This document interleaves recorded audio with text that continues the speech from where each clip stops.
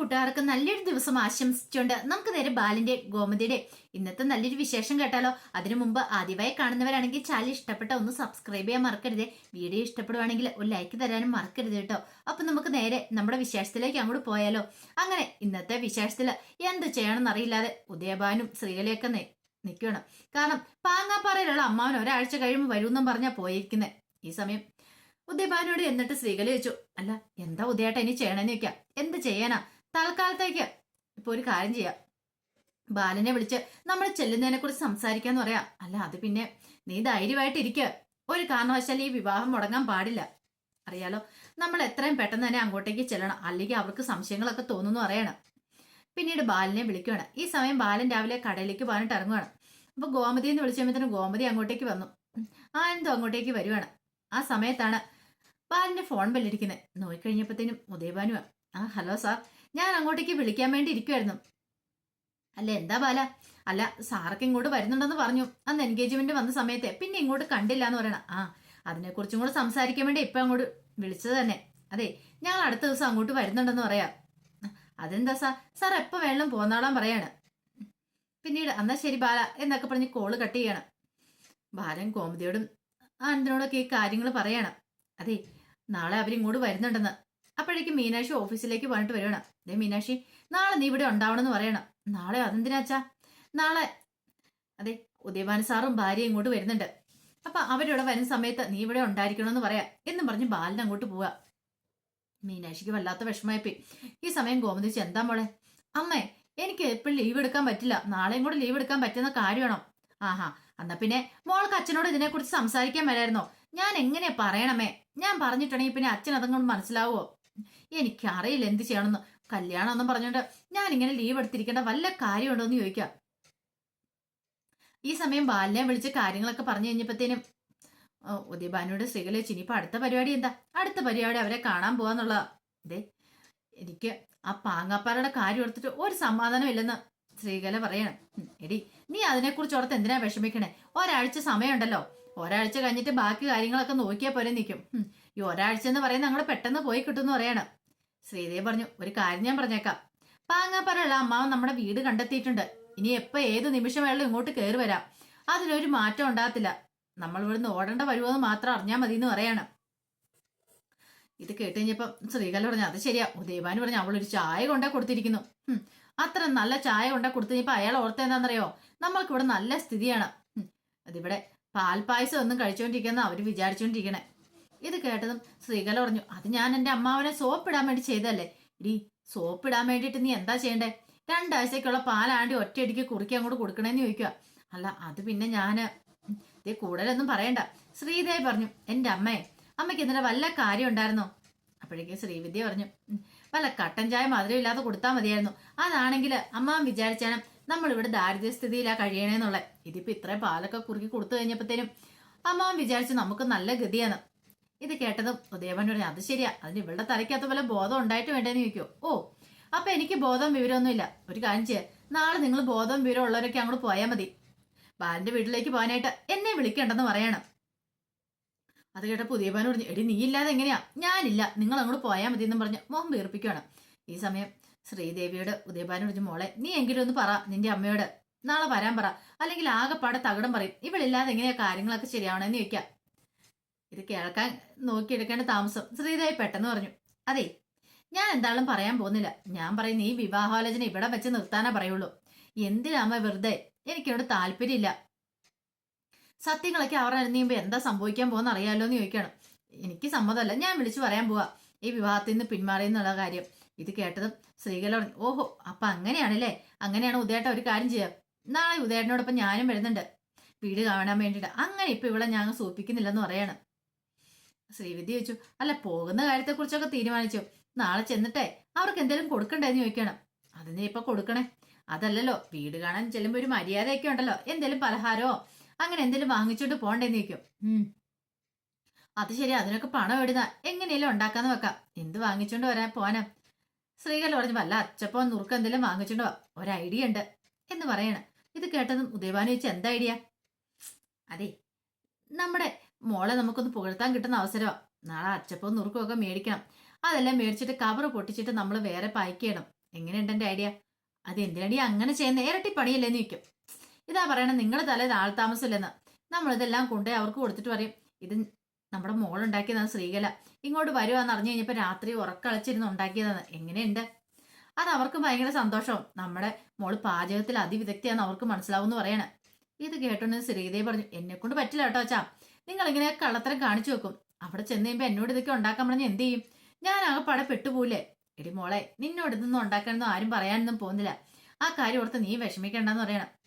എന്നാലും എനിക്ക് പറ്റില്ല അച്ഛാ, ഈ കള്ളത്തരത്തിന് ഞാൻ കൂട്ടു നിൽക്കില്ല എന്ന് പറയണം. ഒരു കാര്യം ഞാൻ പറഞ്ഞേക്കാം, പറയുന്ന അങ്ങോട്ട് അനുസരിച്ചാൽ മാത്രം മതി എന്ന് പറയാം. പിന്നീട് ആനന്ദ് ഇങ്ങനെ വിഷമിച്ചിരിക്കുമ്പോ ആനന്ദിന്റെ അടുത്തേക്ക് ധർമ്മനും ആകാശം മീനാക്ഷിയും കൂടെ വരുവാണ്. അല്ല എടാ ആനന്ദേ, നീ എന്താടാ ഇഞ്ചി കടിച്ച് കുരങ്ങിനെപ്പോലെ ഇങ്ങനെ നിക്കണെന്ന് ചോദിക്കാം. ഒന്നുമില്ല ആനന്ദേട്ടാ. അല്ലെ ഒന്നുമില്ല ധർമ്മ മാമ എന്ന് പറയണ.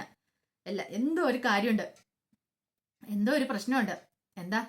നീ എന്താ നിന്റെ ഭാര്യ വീട്ടുകാരെ കുറിച്ച് ചിന്തിച്ചോണ്ടിരിക്കുകയാണെന്ന് ചോദിക്കും. ഭാര്യ വീട്ടുകാരോ? അങ്ങനെ പറയല്ലേ മാമ എന്ന് പറയാം. പിന്നെയോ? അതെ, ഭാവി വധുവിന്റെ വീട്ടുകാര്. എന്താടാ അങ്ങനെ പറയണേ? നിന്റെ ഭാര്യ ആകാൻ പോകുന്ന പെണ്ണല്ലേ അവള്? ഭാര്യ ആയില്ലല്ലോ. നാളെ ഈ വീട് വന്നു കാണുന്നതോട് കൂടിയിട്ട് അവര് മിക്കവാറും ഈ വിവാഹന്തം വേണ്ടെന്ന് വെക്കുമെന്ന് പറയണം. എന്താടാ നീ അങ്ങനെ പറഞ്ഞേ? ഇത് കേട്ട് കഴിഞ്ഞപ്പത്തേനും മീനാക്ഷി പറഞ്ഞു, എന്താ അത്രയ്ക്ക് ചെറുതാണോ ഈ വീടെന്ന് ചോദിക്കാം. ചെറുതിന്റെ അല്ല, അവർക്ക് ഇഷ്ടപ്പെടുമോന്ന് അറിയത്തില്ല. അവര് വലിയ വീട്ടിൽ നിന്നുള്ള ആൾക്കാരല്ലേ, നമ്മൾ അത്രയും വലിയ സെറ്റപ്പ് ഒന്നും ഇല്ലോ. ധർമ്മം പറഞ്ഞെടാ, ഇതൊക്കെ കണ്ടിട്ടില്ല അവര് ഈ ആലോചനയായിട്ട് വന്നേ. പിന്നെ നീ എന്തിനാ വിഷമിക്കുന്നേ? അതിന്റെ ആവശ്യമുണ്ടോന്ന് ചോദിക്കാം. എന്നാലും മാമ, എനിക്ക് ആ പടൊരു ബുദ്ധിമുട്ട്. അത്ര വലിയൊരു കോടീശ്വരപുത്രി ഇവിടെ ഒന്ന് താമസിക്കാന്ന് പറഞ്ഞാല്.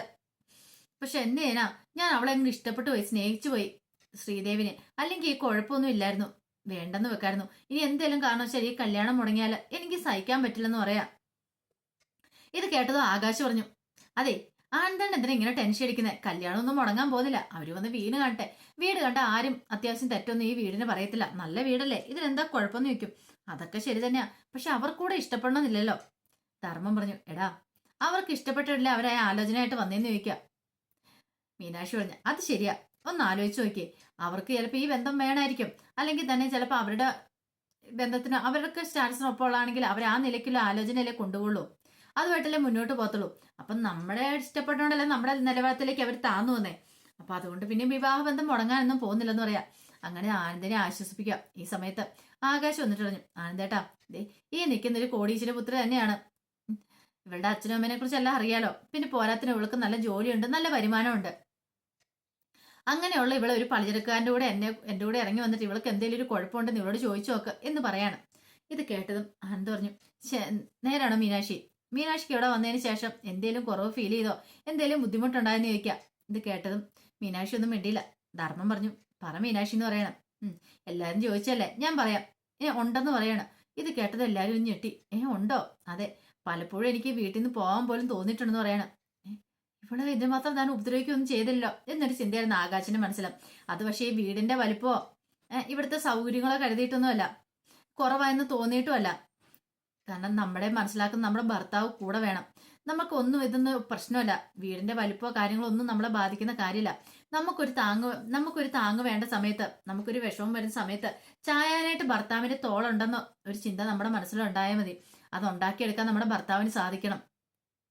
അങ്ങനെയാണെങ്കിൽ ഏതൊരു ഒളിച്ചോടി പോന്ന അല്ലെങ്കിൽ സ്നേഹിച്ചു പോകാതെ പെൺകുട്ടിക്കും ജീവിത സ്വർഗ്ഗതുല്യമായിരിക്കും. പക്ഷെ അതില്ലാതെ വന്നു കഴിയുമ്പോഴാണ് പ്രശ്നങ്ങളൊക്കെ ഉണ്ടാകണേന്ന് പറയണം. ഇത് കേട്ടതും ആകാശം മീനാക്ഷിനെ നോക്കുകയാണ്. പിന്നീട് ധർമ്മന്റെ അടുത്തേക്ക് പറഞ്ഞു, അതെ എനിക്ക് ധർമ്മല്ല ആനന്ദിന്റെ അടുത്തേക്ക് പറഞ്ഞു, അതെ എനിക്ക് ആനന്ദനോട് ഒരു കാര്യം മാത്രമേ പറയാനുള്ളൂ. കല്യാണമല്ലേ വരാൻ പോന്നെ, ശ്രീദേവിനെ പൊന്നുപോലെ നോക്കണം. പണത്തിലോ പ്രതാപത്തിലോ ഒന്നുമല്ല കാര്യം. ശ്രീദേവിയുടെ മനസ്സറിഞ്ഞ് പെരുമാറാൻ ശ്രമിക്കണം. അപ്പോഴാണ് കുടുംബജീവൻ നല്ലതായിട്ട് മുന്നോട്ട് പോകത്തുള്ളൂ. പരസ്പരം എല്ലാ കാര്യങ്ങളും ഷെയർ ചെയ്യണം, ഒന്നും മറച്ചു വെക്കാനും പാടില്ല. അങ്ങനെയൊക്കെ ആണെങ്കിൽ ഒരു കുഴപ്പമില്ല, സ്മൂത്തായിട്ട് ജീവിതം അങ്ങോട്ട് പോയിക്കോളൂ എന്ന് പറയണം.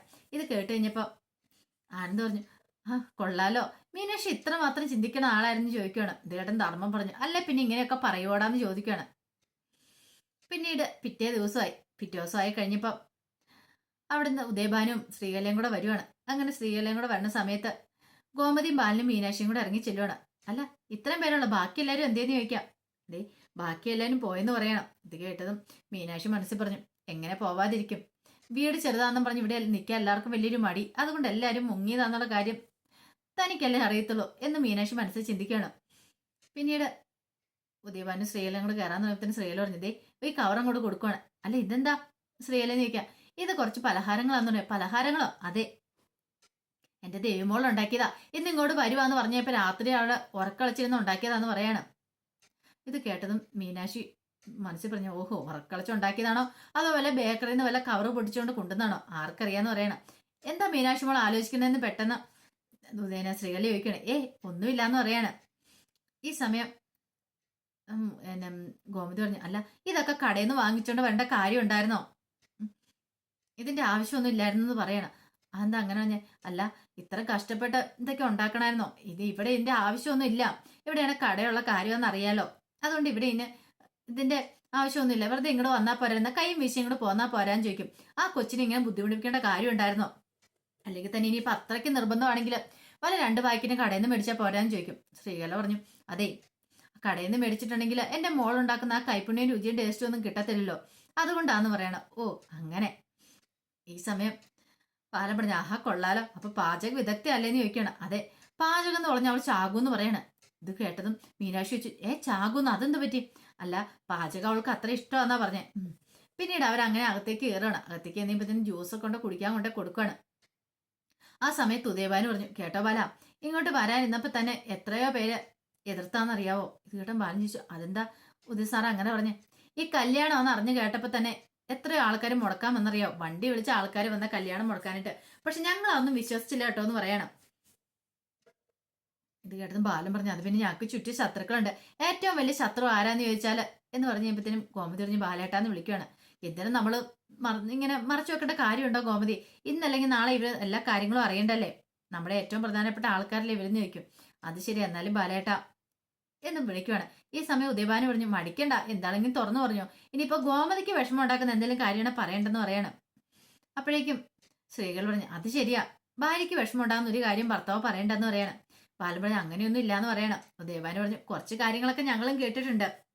കാരണം ഈ വീടും ഗോമതിയുടെ വീട്ടുകാരും തമ്മിലുള്ള പ്രശ്നത്തെക്കുറിച്ച്. ഇത് കേട്ടതും ബാലൻ ചോദിച്ചു, എന്തൊക്കെയാ കേട്ടിരിക്കുന്നത്? അല്ല, കുറച്ച് ഇഷ്യൂസും പ്രശ്നങ്ങളൊക്കെ നിങ്ങൾ ഉദ്ദേശിച്ച പോലെ ഒന്നും അല്ല ഉദയഭാനു സാറേ, അതിനേക്കാളും വലിയ പ്രശ്നങ്ങളൊക്കെ അവിടെ നടന്നുകൊണ്ടിരിക്കണമെന്ന് പറയണം. അതൊന്നും സാരമില്ല ബാല, എല്ലാ വീട്ടിലും ഇങ്ങനെ പ്രശ്നങ്ങളൊക്കെ ഉണ്ടാവും എന്ന് പറഞ്ഞിട്ട് ആശ്വസിപ്പിക്കുകയാണ്. ഗോമതിക്ക് ഈ ആശ്വാസവാക്കുകളൊക്കെ കേട്ടപ്പോൾ ഒരു സമാധാനമായി. പിന്നീട് മീനാക്ഷിയുടെ സ്ത്രീകളിൽ പറഞ്ഞു, അതെ, ഞാൻ ഈ വീടൊന്നും കണ്ടില്ല, വീടൊന്ന് കാണട്ടെ എന്ന് പറയണം. പെട്ടെന്ന് ഗോമതി പറഞ്ഞു, മോളെ നീ ആന്റീനെ കൊണ്ടേ വീടൊക്കെ ഒന്ന് കാണിച്ചു കൊടുക്കാൻ പറയണം. അങ്ങനെ വീടൊക്കെ കാണിച്ചു കൊടുക്കാനായിട്ട് ഗോമതി അങ്ങോട്ടേക്ക് പോവാണ്. പോയി കഴിഞ്ഞപ്പോഴത്തേനും ബാലനോട് ഉദയഭാനു ചോദിച്ചാൽ, അല്ല കച്ചവടം കാര്യങ്ങളൊക്കെ എങ്ങനെ പോകുന്നു? കുഴപ്പമില്ല, നന്നായിട്ട് തന്നെ പോകുന്നുണ്ടെന്ന് പറയണം. അല്ല, സാറിന്റെ ബിസിനസ് ഒക്കെ എങ്ങനെ പോകുന്നു അവിടുത്തെ ചോദിക്കുകയാണ്. എവിടുത്തെ ബിസിനസ്? എന്ത് ബിസിനസ് എന്ന് ചോദിക്കുകയാണ്. ഇത് കേട്ട ഒരു ഞെട്ടലോടുകൂടി ബാലൻ ഇങ്ങനെ നോക്കുകയാണ്. അപ്പൊ അതിന്റെ വിശേഷങ്ങളൊക്കെയാണ് നമ്മളിന്ന് കാണുന്നത്. ഇതിന്റെ ബാക്കി വിശേഷങ്ങളുമായിട്ട് വൈകുന്നേരത്തെ പ്രമോയി വരാട്ടോ. ഒരിക്കൽ കൂടി എല്ലാവർക്കും നല്ലൊരു ദിവസം ആശംസിച്ചു നിർത്തുന്നു. നന്ദി.